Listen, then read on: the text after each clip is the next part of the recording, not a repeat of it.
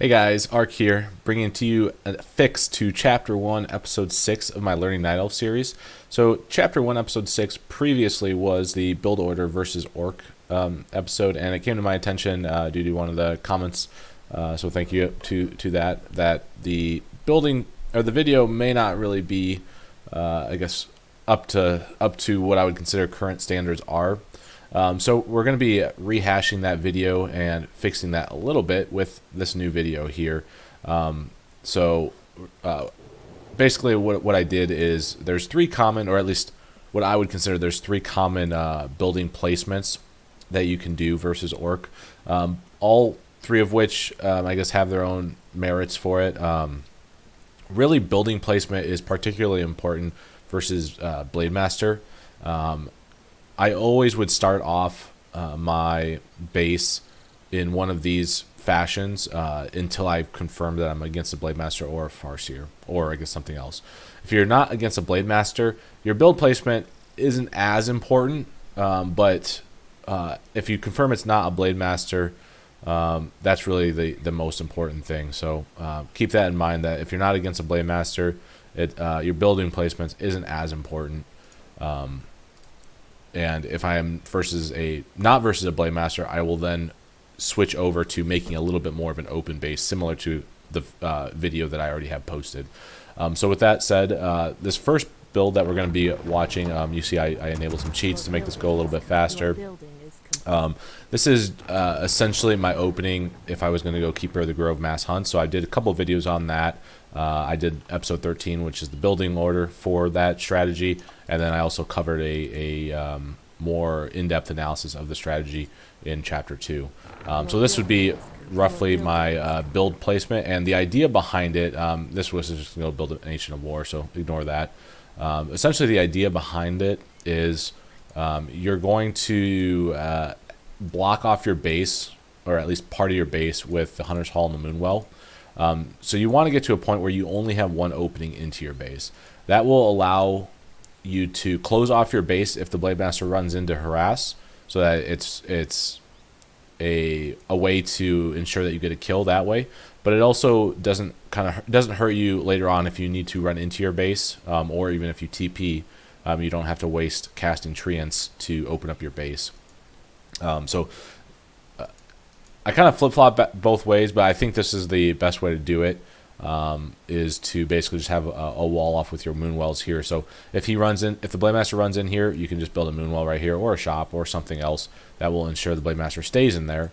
And this is generally what my build looks like. So after this point, there's not a whole lot that really matters. You can choose to build Moonwells up to maintain this little opening hole here. But the biggest thing that you want to take away from this is that you're forcing only one opening into your base. And that's going to be consistent with all these other strategies as well. There's really, you want to force it to be only one opening into your base. So with that said, we'll call this one good, and we'll jump into the next one. They're really quick replays, so I chose to do it this way, that rather than speak on the fly with it. Partly because, again, the basis behind this build order is exactly the same. It's always one opening. So this would be an opening more typical if you would go for, let's say, the 2 Moonwell 21 food archer tech, which you can see in chapter 1 episode 1, or just any tech build whatsoever. So typically you'd go Keeper of the Grove, or typically you'd see a Demon Hunter first with this strategy. You're likely to build either a couple more archers. You could see it with a Keeper, but generally the idea behind it is that you're going to be going more for an archer tech as opposed to a hunt tech build.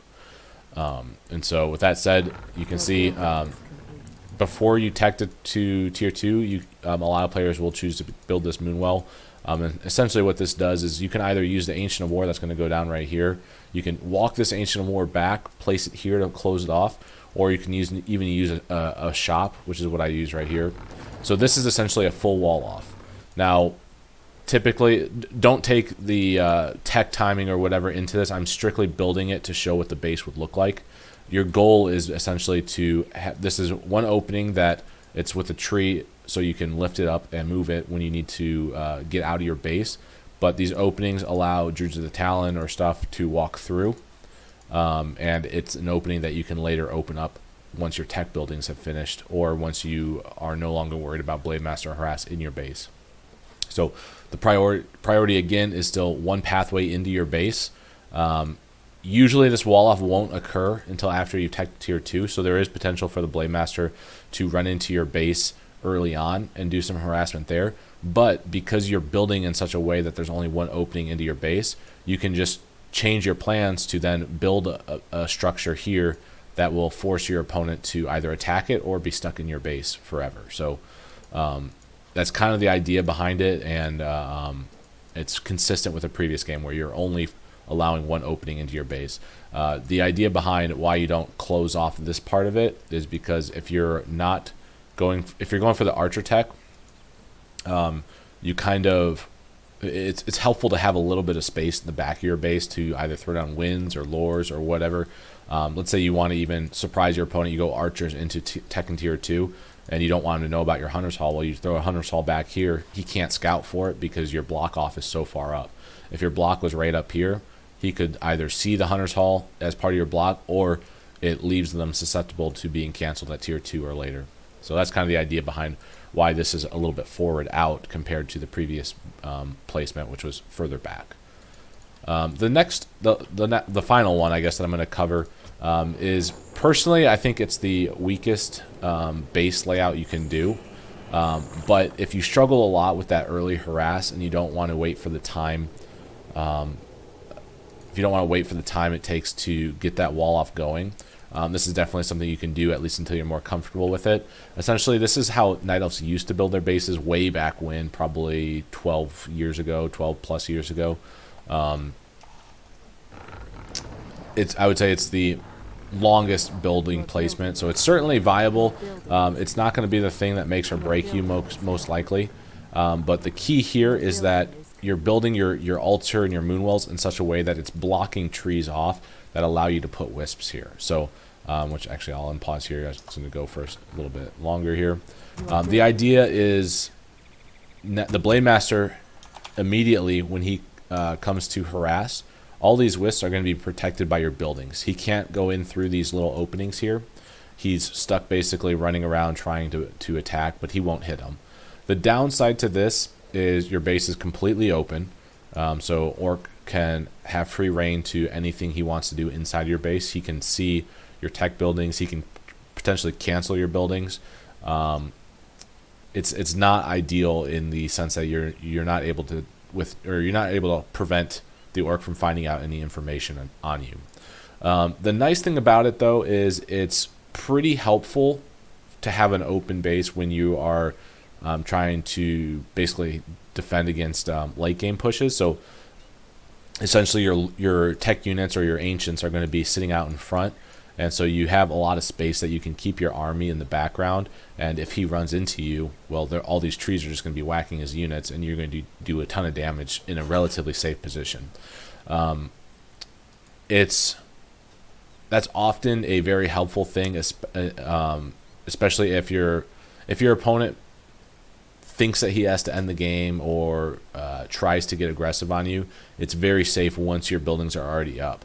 But before that point, and before you've established an army, it's really hard to defend against, because a base block, like a wall block off here, all your units are safe. They're not really going to be attacked, so you can get by with quite a few less units. And so doing this base layout, you leave yourself a little bit open to attacks. You may have to overbuild some units. It might be a little bit risky for you, but it's certainly a viable option if you struggle with the early game harass. I would try this out initially, and just know that eventually you may have to change it up, your playstyle, a little bit to account for that. So guys, with that being said, this is the updated video of Chapter 1, Episode 6. I'm going to keep Chapter 1, Episode 6 on, but I'll have a link to this video, of course. Couple updates also. I am making some additional add-ons, I guess, to my YouTube series. I host a tournament called America's Cup.